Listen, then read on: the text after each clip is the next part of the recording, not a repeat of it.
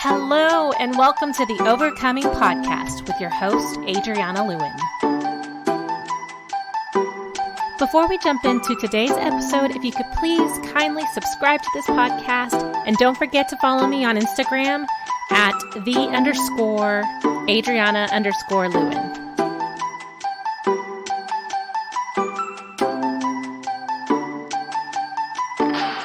Hello, and welcome to today's episode of the Overcoming Podcast. I am really excited to bring on our next guest. This next guest, many people may see online through Instagram. She is known as Blooming with Emmy. So welcome today, our guest, Emmy Marie. She is a certified trauma coach and an educator. Thank you so much for coming on the show today, Emmy. Yeah, thank you so much for having me. I'm really looking forward to this conversation. Me too. So I love seeing your content online because you really work through that trauma-informed lens and just helping people overcome different toxic relationships in their life. So I'd love for you to share a little bit about yourself and how you got into this area of work. Awesome. Yeah, absolutely. So I am a survivor of an abusive relationship that happened when I was a teenager. So a really interesting time between kind of childhood developmental trauma. Like I was very actively in adolescence and going through all those hormonal changes and brain changes. But in a relationship that was very similar to like a domestic violence, narcissistic abuse, adult relationship. So I think it's a really interesting kind of interesting is one way to describe it now in hindsight. Obviously, it was horrible and deeply traumatic. But yeah, that happened when I was young, and it was a relationship that lasted for about 3 years, which as a teenager is a extremely long time. And then, yeah, I got out of that and didn't really understand, that I could label that as trauma. I was just so happy to be alive and to have gotten out that I just kind of tried to move forward. And throughout the relationship, I had all sorts of mental health struggles, which I think any victim of abuse is going to have, like anxiety and depression and, wildly emotional instability. But as I got out of the relationship, I just kind of was inundated in shame and just feeling like, I'm mentally ill, I'm a bad person, there's something wrong with me, all those shameful thoughts that were absolutely a product of ongoing emotional abuse. But yeah, I just went out and I had done no healing work. So I just tried to like have fun in college and basically relationally ended up kind of repeating the cycle and just chasing after more like toxic or emotionally unavailable men and pushing away anyone who was really good for me. And then I ended up in another long-term relationship that was pretty toxic and destructive for my mental health. And when I finally left that one after 2 years, I decided, I'm done with this. Like I was really focused on the relationship element of it because that was kind of where I noticed, a lot of my poor mental health symptoms were originating from, but I still didn't really understand the concept of trauma. So I left that relationship and kind of was like, I'm done with this. And once I had kind of gotten myself to a general sense of safety in my life where I wasn't actively being, further traumatized, all my CPTSD symptoms really kicked in. And it was, getting to the point where it was really hard to function. And I was just constantly living in this place of like having a very activated nervous system. So I kind of started my healing journey then. That was about 7 years ago, I think. Going to therapy, reading lots of books and podcasts, and really giving myself a big education on trauma. I think many of us are the kind of people that want to learn more information about psychology and about how we feel and why our brains are doing this to us, because especially with trauma, there's so much, strangeness when you're like, I am okay. I'm looking around my life and I'm like, things are fine. Why am I living like I'm terrified of everything all the time? So I think trying to understand that was a big thing for me. And yeah, over the years, really have done a lot of healing work, developed a lot of self-compassion, and eventually got to a place where I felt like, I can actually hold space for other people now.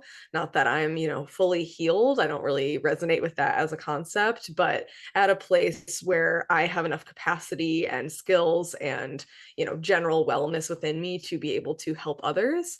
So I became certified as a trauma-informed coach in 2020, and I've since done a number of other trainings and yeah, own my own business doing trauma informed coaching as well as creating courses and lots of content for social media. Yeah, so that's a little bit of how I got into this work, and happy to elaborate on anything, but don't want to go on for too long. Yeah, no, please go on more because I've got like a Okay. million questions. So I'm going to start with one of them. Mhm. How old were you Perfect. when you got into your first toxic relationship? Yeah, I'd like just turned 15. Okay. Mhm. So that lasted through till you were 18 and then you ended Almost that. 18, yeah. Wow. Okay. So at that point, you didn't necessarily recognize it as a really toxic Mm. relationship.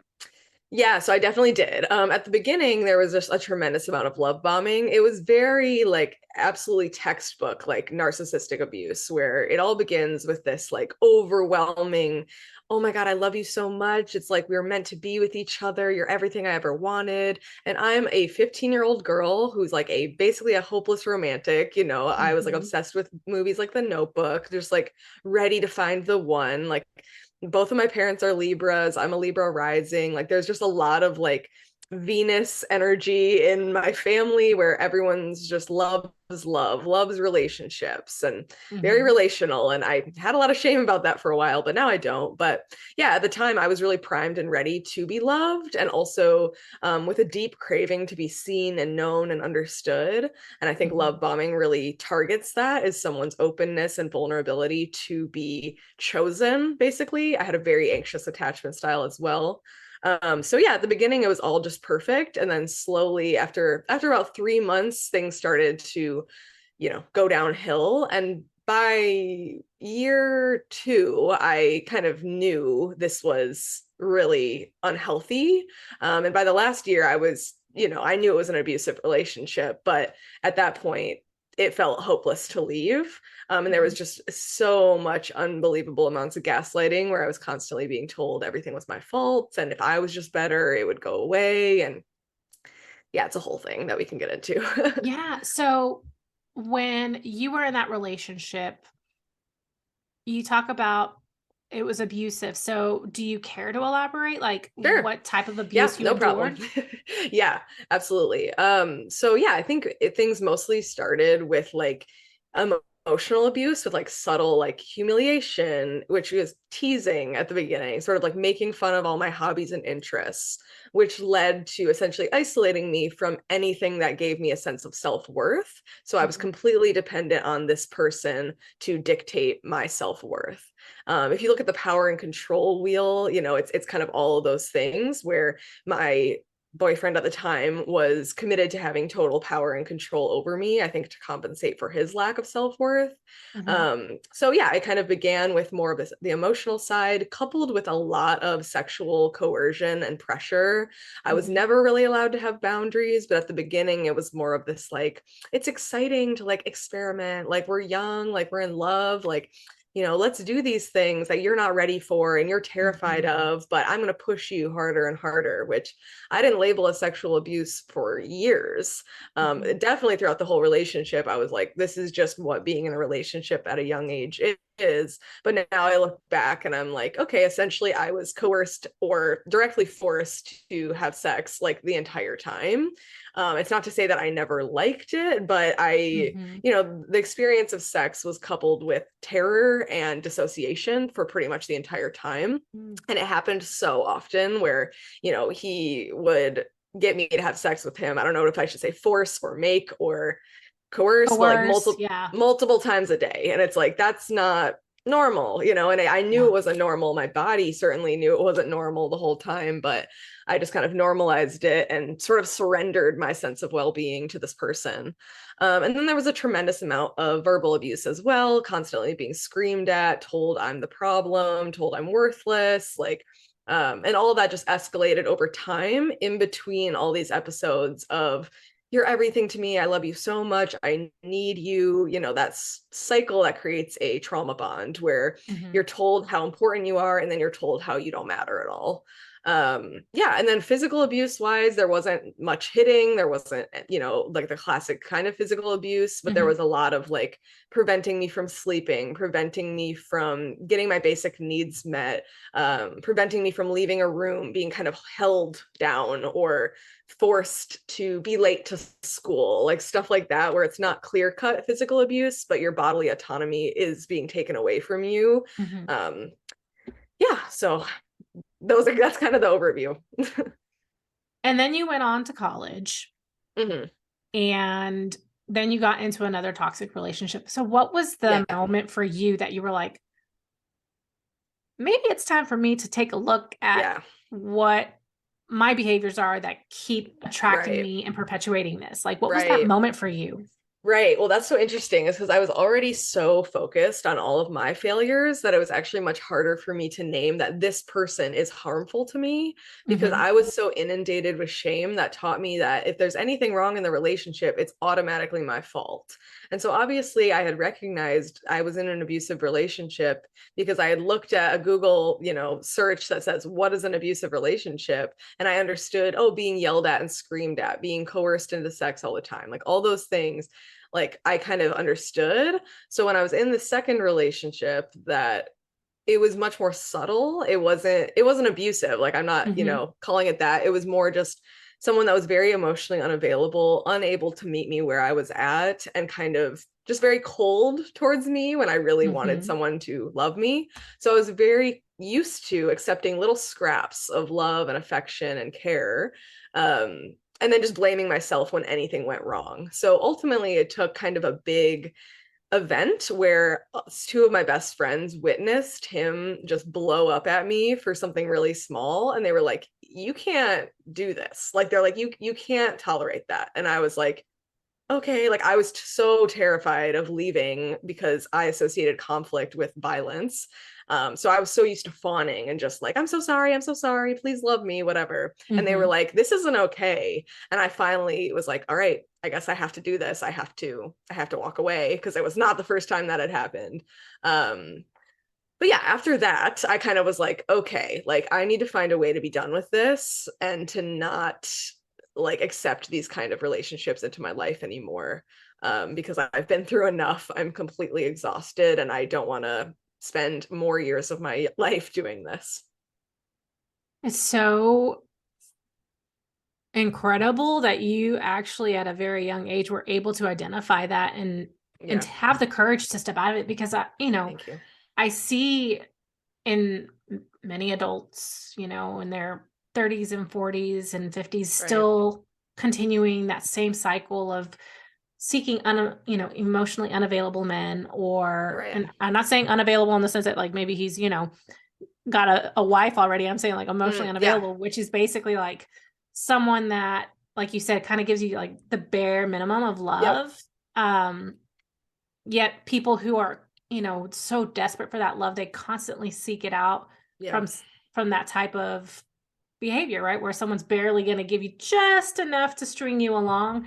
yeah. Um, so I'm curious, like when you decided to start doing therapy, was there anything that came up about your upbringing and your childhood that kind of predisposed you to seeking Mm, out and being love bomb? Or is that something mm. that you've never really like fully explored?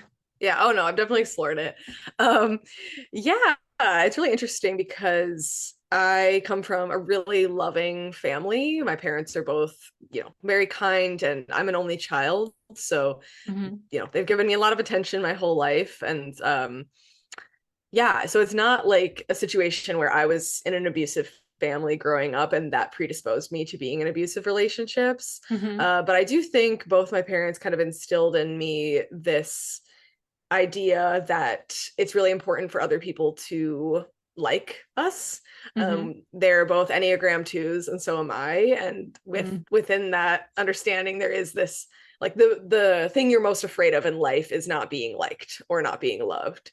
Hmm. So my parents, have not been to my knowledge, in abusive relationships. So I think if you haven't really been there or seen it or named it, it's hard to recognize that you need to put limitations on maybe your child's ability to give, and love, so to speak. It's not to say we should limit our child's ability to love, but I didn't really get taught about what are the dangers of being in an abusive relationship, because why would they think that's going to happen, right? Right. It's like it's not their fault by any means, but um yeah, like that's kind of the perspective of my family, is just there was a lot of focus on love, loving others, wanting to be loved. I desperately craved that. And yeah, so I certainly don't blame my parents in any way for my abusive relationship, but that's kind of my perspective.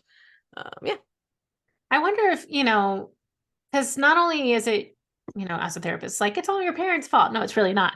But there's that Right. element of even other experiences as a child, right? Like when you experience Yeah. bullying or Right. like feeling different from other people in different Mm. situations, and Yep. that wanting to be loved and accepted and, Yeah. Yeah. belonging. Yeah, So, that's a great point. Yeah. Yeah, I definitely don't think I was a victim of bullying, but definitely my entire childhood experiences was trying desperately to be included and belong to friend groups. And I think a part mhm. of that is being an only child, is like there is no peer relationships unless I go out and make them, because I don't have siblings and I didn't have like close cousins or anything like near me. So it was kind of always on me to be liked. And I think there is kind of this interesting like urgency with that, at least for what there was for me, where it was like, you need to go find friends, you need to learn how to be liked and acceptable, and sort of, you know, there wasn't a lot of focus on find yourself and people will come to you, like you will Yeah. attract friends. It was like, go find friends and fit in with them. So yeah, I certainly think that was a part of it. Oh man, those young years trying to navigate friendships, those are hard, man. Totally. They're Right. And only I mean, same with like, yeah, like getting in that relationship. Like, I had just gotten my period like 3 months before we started dating, So I was still very much like barely like not an adult at all, but barely I don't a even know what to young call it. When I lady. like going Yeah. through puberty, right? Like I was Yeah. still in that stage of like, right, like desperately wanting to be liked and loved in a way that I just kind of imagine, like, it's not to say that I wouldn't have any issues with like the anxious attachment style or, some trauma stuff if I had never met him. And who knows, maybe I would have just gotten in the abusive relationship in my 20s. Hopefully not, but it's just really hard to say because it just happened. It was something that occurred, and there's no way I'll ever know what could have been without it. But yeah.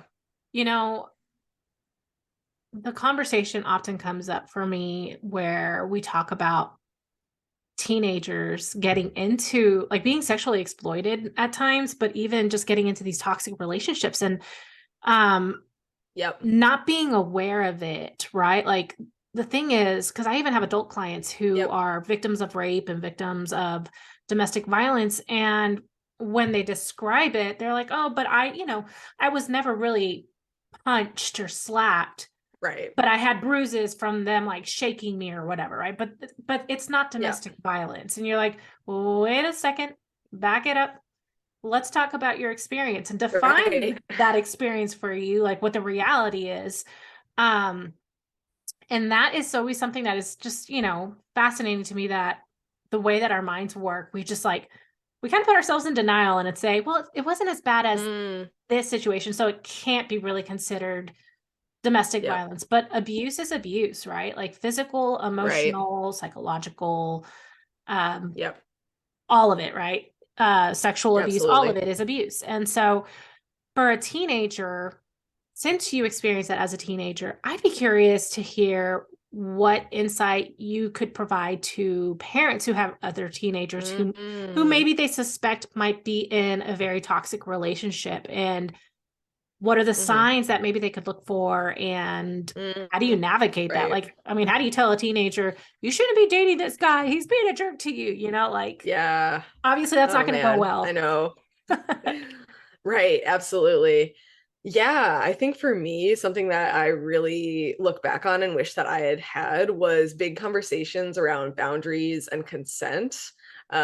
Because yeah, I think like at least for me in my experience, once I was really deep in it and my parents figured it out eventually, it was too late. Like I was at the point where I was like, I will go to war for this guy against my Mm-hmm. family, and I Mm-hmm. will, and everyone that comes at us, because there's no escape and I can't leave. And I'm so brainwashed into believing this is the one for me. Mm-hmm. So I think it's something that needs to happen kind of before it gets to that level where you're just kind of educating your children from a young age that they are allowed to say no, that they're allowed to have boundaries, that they have worth as a human being outside what they can do for other people.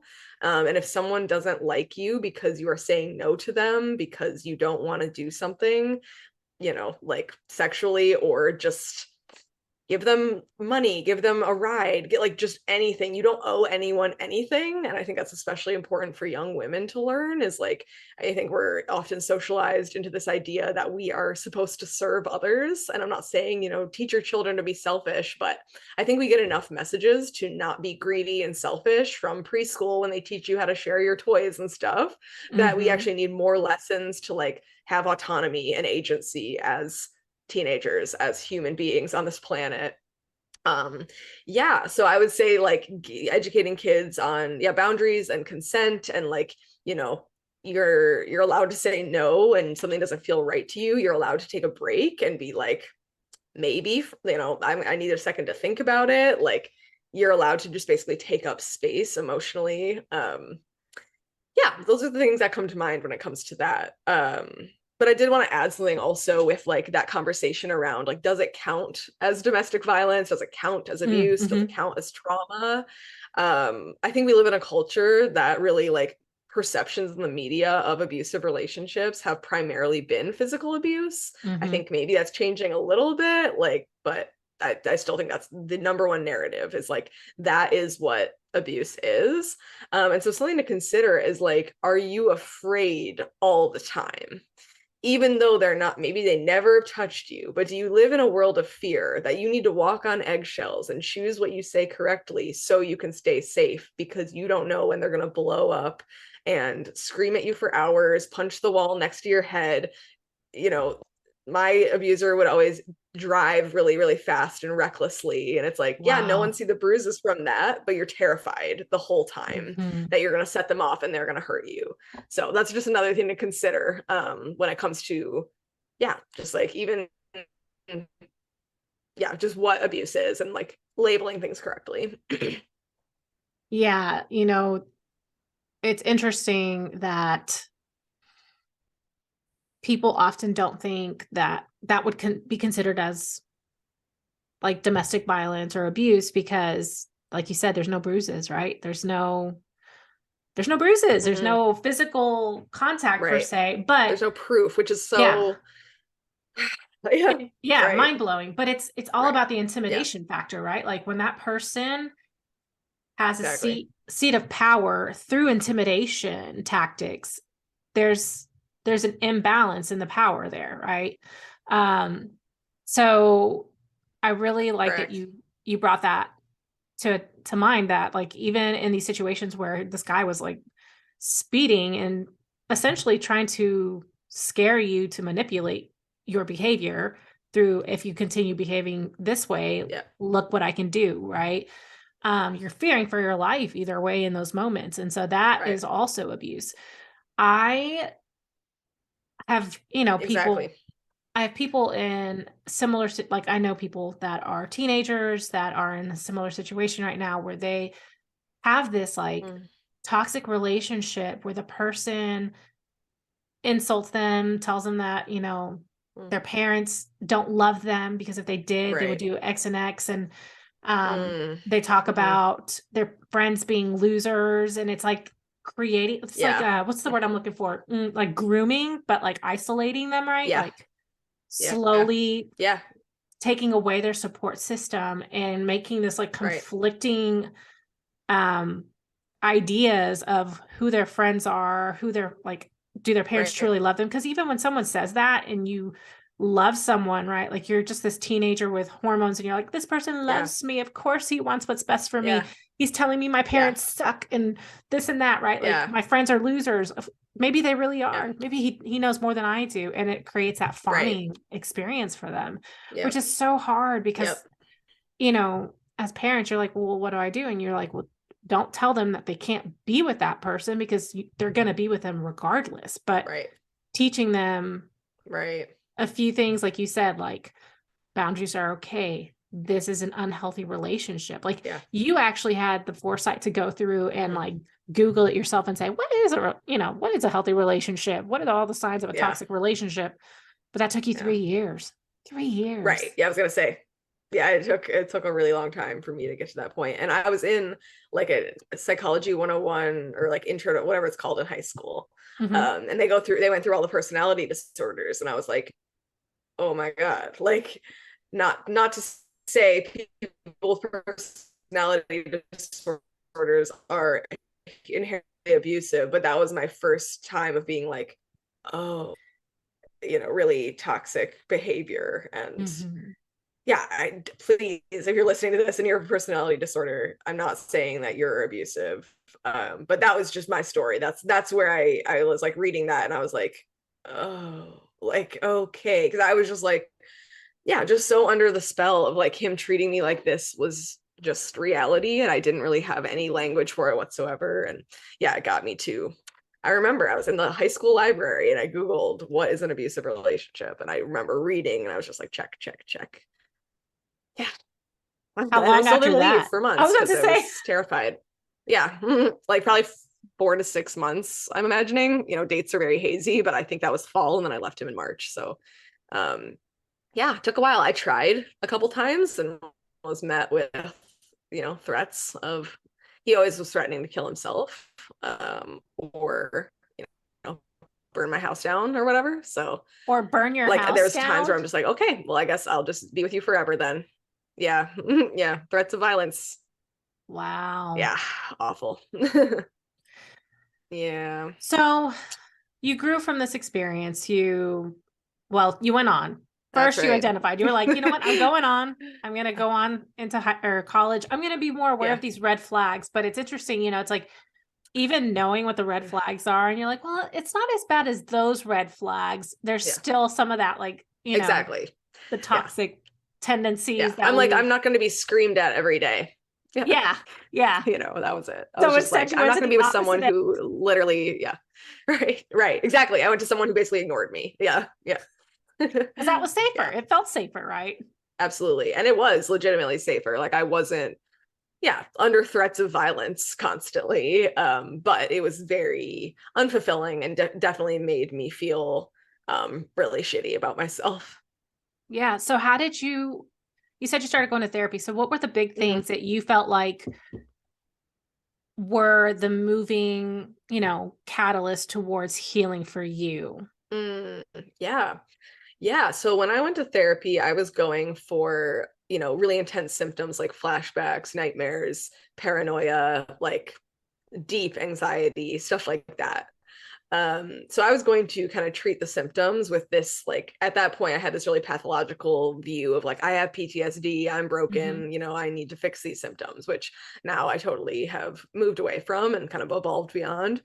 um so I did a lot of work, at the beginning for several years, just of like establishing safety and trying to feel safe within my body again, which takes a really long time when you can't Mm-hmm. dedicate your life to healing, and it's something you do.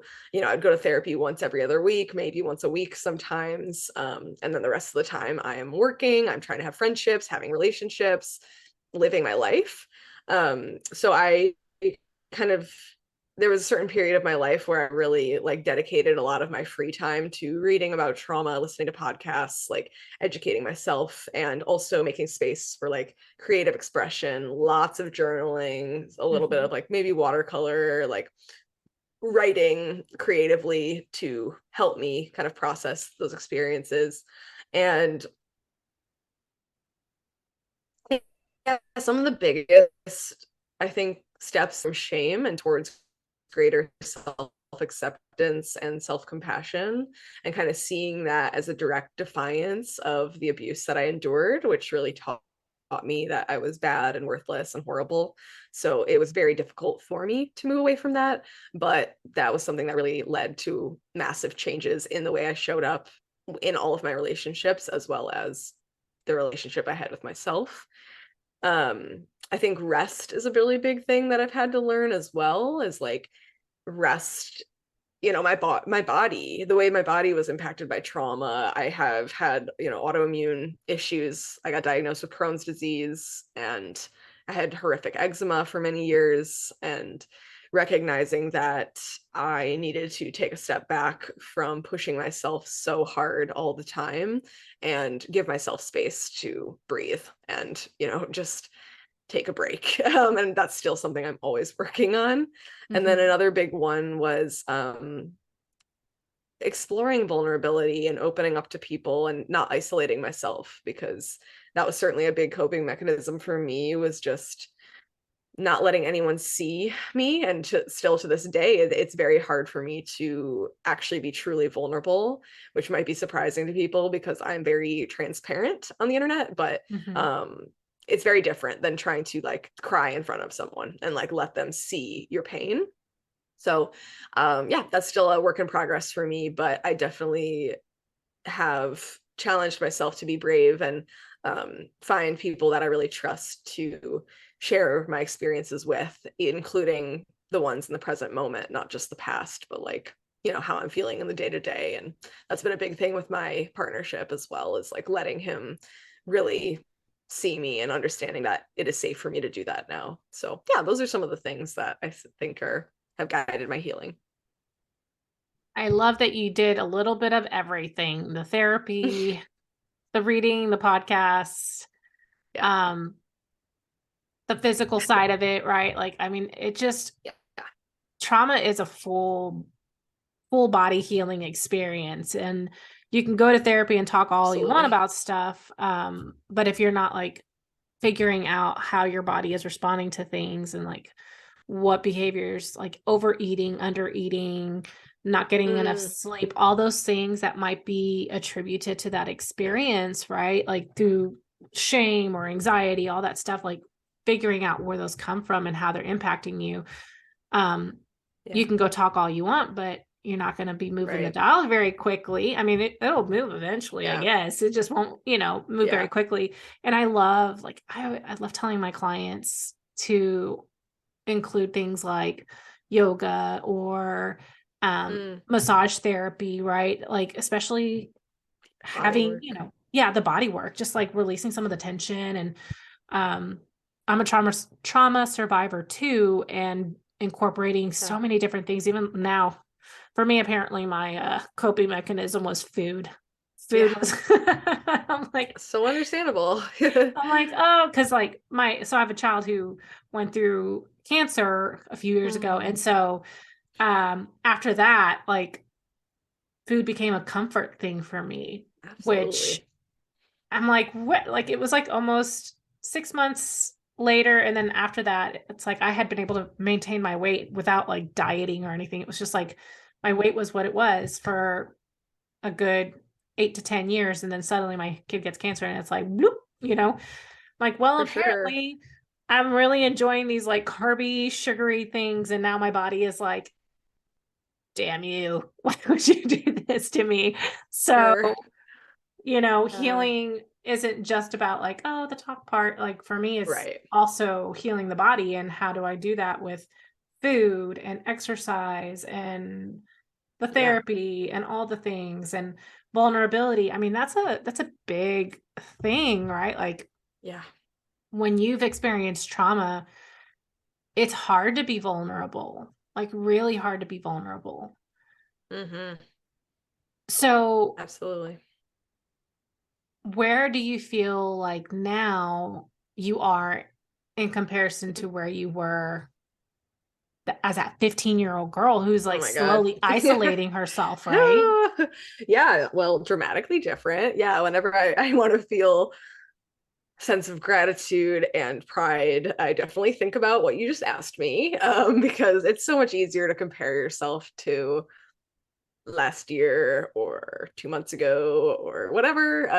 And sometimes, yeah, often throughout the trauma healing journey, you don't see a ton of progress because it takes a really long time. But yeah, compared to 15, I am dramatically different. Um, yeah, I think now I have really unshakable standards as far as relationships, including friendships and familial relationships, where I'm very confident in my boundaries. It's not to say that's always easy to make them, but Mm-hmm. I'm very affirmed in my self-worth and my belief that as a human being on this planet, I deserve to feel safe in my body, to have personal agency and autonomy, and to be loved as well, to be Mm-hmm. cared for and treated with compassion and empathy, Mm-hmm. um yeah, so it's pretty dramatically different. And as far as when my healing journey first began, I think some of the biggest shifts are, I generally do feel safe now. I'm able to, move through life with a general sense that I'm okay. It's not to say I don't have anxiety. That's something I still work with, is living with a traumatized nervous system that is slowly coming back to a sense of security and safety. But um, I'm much more functional. I'm much more able to be kind to myself when I am not functional. And I'm able to have kind of relationships that feel fulfilling, and not like I have to hide huge parts of myself in order to be loved or accepted. I think, when you talk about the idea of vulnerability and choosing those relationships, and now you find yourself in another romantic relationship where you feel that you have autonomy, it feels like it's, coming from a healthier place. Mm-hmm. My question would be, with vulnerability, how challenging or not has it been for you to get to a place of vulnerability in that new relationship? Mm. Yeah, great question. Yeah, it's been quite challenging. So to be clear, I got in this relationship about 6 months after I ended the second long-term toxic one. Mhm. So I hadn't gone to therapy yet. I had done pretty much no work around trauma recovery or healing. But that's when we met, and that's when we started dating. And now it's been 6.5 years and we're engaged. And yeah, Congrats. thank you. It took a really long time for me to open up about anything at all. And then it took another really long time for me to um, open up before I was literally bubbling with, intense emotions. But I think, yeah, if I, kind of graph it out like year by year, it's something that has, yeah, dramatically gotten better over time as I have continually allowed myself to see that he is a safe person that I can trust, and that's been reaffirmed over and over and over again. It's not like he could tell me one time, hey, I'm here for you, and all of a sudden I was like, okay, great, let me tell you all about my feelings and emotions. Like, Mhm. I think that's a really unrealistic expectation. And the reality is, like, when you've been hugely traumatized by another person, of course it's going to take you a while to feel safe again opening up, and even Mhm. if it's a completely different lovely person now.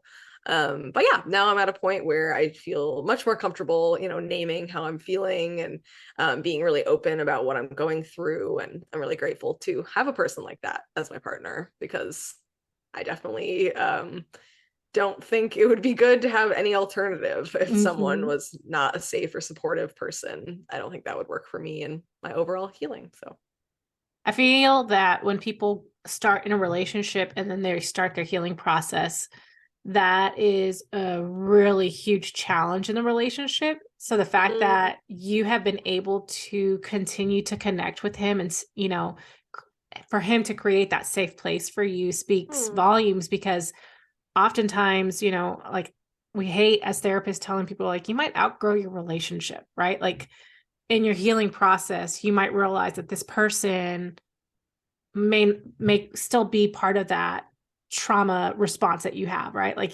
same type of pattern, same type of person that you keep seeking. Um, mm-hmm. and as you begin to Yep. heal, either they heal together and one adapts Mm, to the new, behavior changes, because your change creates change in that person. It's like the ripple effect. Mm-hmm. You cannot change without changing others around you, because they will have to be forced to treat you differently or have new boundaries or whatever, right? So Yeah. the fact that you guys were able to transition and you're engaged, and it's Thanks. wonderful, because it speaks volumes to that safety and that vulnerability. I know Yeah. for me personally, like my spouse was my best friend for like 3 years, and I was like, we're not Mm. dating. No, we're not. Like, and I knew he Yeah. liked me, right? Aw. And I'm always like, you were courting me, because it was too scary. Like, as I look Yeah. back on my, my childhood and young adult years and my dating, I was like, I was terrified to be open and vulnerable with people. So I was like Yeah. quiet and not myself. And then I met my husband, who ended up being in my friend zone. Like, it was just a best friend. But after 3 years, I was like, I think I like this guy and I trust him, right? Like, Yeah. he's he toughed it out, man. He stuck through for 3 years Yeah. and he's still Aw. interested. So maybe that means, That's beautiful. maybe he's more than safe for me. So yeah. Yeah. Um, Aw. Yeah, that's so interesting because I'm kind of the opposite, where I was like literally just sprinting into relationships as quick as possible, always feeling with this need of like, I'm not complete unless I'm with someone and they love me. That's kind of my wounding or mhm. conditioning. And so I actually had to way more adjust to him being secure and being boundaried and being clear and direct instead of playing mind games, being manipulative, being something that I knew what to do with. It was like, Yeah. oh, you just say what you mean, and you just, have really healthy coping mechanisms. And it's not like you're perfect by any means, but like you have a secure attachment style. Like, what the hell do I do with that when I'm used to, okay, I gotta like fawn here and then, get my need met over there. It was like, that was for me to adjust was really hard. Yeah, was um, it? yeah, absolutely. The whole time I was just like, I'm so damaged. There's something wrong with me. How could he like me? Like all those like shameful thoughts. Hmm. Like he's too good for me, all that stuff. And then for a while, I was just so inundated with trauma symptoms and healing and all that, that it was like, it was really nice to have that relationship there. And yeah, it's just been something that's worked out. And I think we both supported each other a lot on, yeah, our individual growth and development through our 20s. That's amazing. Well, Thank you. I want to give you an opportunity to share a little bit about what you offer, because you Cool. did mention you're a coach and an educator, Yeah, and I know you offer an online membership platform. So I'd love for you to take some time to sure. share what that looks Yeah, like. cool. Yeah. So, yeah, I offer lots of different things right now. I do one-to-one coaching for folks who are ready to, yeah, make some changes in their life and want a trauma-informed person on their side, supporting them through that transition, whatever it might be. And then, yeah, when it comes to my membership platform, it's called Blooming Together. I'm a big fan of the word blooming.